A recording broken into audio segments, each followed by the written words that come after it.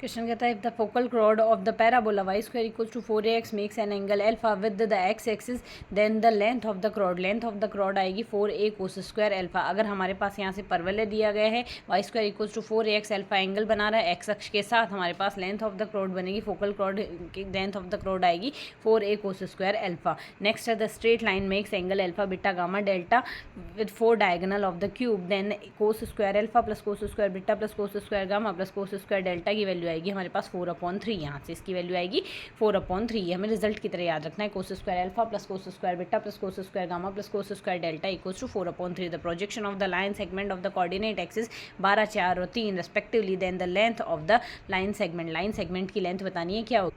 Line segment की length हमारे पास बनेगी स्क्वायर रूट ऑफ 12 का स्क्वायर प्लस 4 का स्क्वायर प्लस 3 का स्क्वायर। सॉल्व करेंगे तो हमारे पास वैल्यू आएगी 169 का स्क्वायर रूट आएगा हमारे पास 13। तो यहाँ से लाइन सेगमेंट की लेंथ बनेगी हमारे पास 13।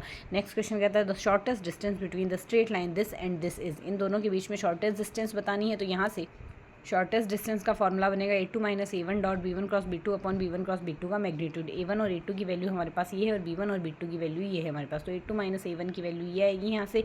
तो a2 - a1 और b1 क्रॉस b2 की वैल्यू हम यहाँ से सिंप्लीफाई करेंगे तो ये आएगी एज वी कैन सी यहाँ से a2 - a1 और b2 - b1 क्रॉस b2 दोनों की वैल्यू सेम ही आई है, साइन भी सेम ही है। तो यहाँ से अगर इसमें वैल्यू रखेंगे तो डॉट गुणा और इसका डिटर्मिनेंट हमारे पास सेम बन जाएगा। तो इसके केस में हमारे पास वैल्यू क्या आ जाएगी, इसका परिमाण जो आएगा वो तो स्क्वायर रूट में आएगा। तो जो परिमाण है वो अगर हम यहाँ से सॉल्व कर लें तो हमारे पास इसकी वैल्यू क्या आएगी 36 प्लस 225 प्लस हमारे पास आ गया यहाँ से 9। इसको अगर सॉल्व करते हैं तो यहाँ 270 वैल्यू आएगी स्क्वायर रूट में।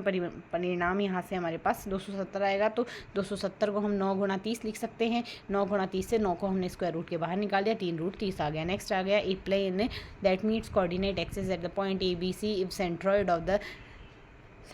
Of the triangle ABC is ABC then the equation of this plane. Equation of plane क्या आएगा, यहाँ से जो प्लेन है वो कोऑर्डिनेट एक्सिस को ABC पर मीट करता है। तो यहाँ से हमारे पास जो इक्वेशन आएगी x equals to y z equals to 0 पर x एक्सिस की वैल्यू a0 0 आनी चाहिए।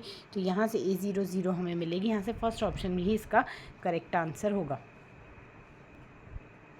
क्योंकि x अक्ष पे निर्देशांक a0 0, y अक्ष पे 0 y 0 और 0 0 z आएगा। तो यहाँ से जो सेंट्रॉइड की कोऑर्डिनेट है वो, तो यहाँ से x/3 इक्वल्स टू 1 बनेगा। x की वैल्यू 3 आनी चाहिए। x की वैल्यू 3 हमें यहाँ से कौन से ऑप्शन में मिल रही है, ये मिल रही है हमें यहाँ से इस ऑप्शन में 3a। तो यहाँ से ये करेक्ट होगा।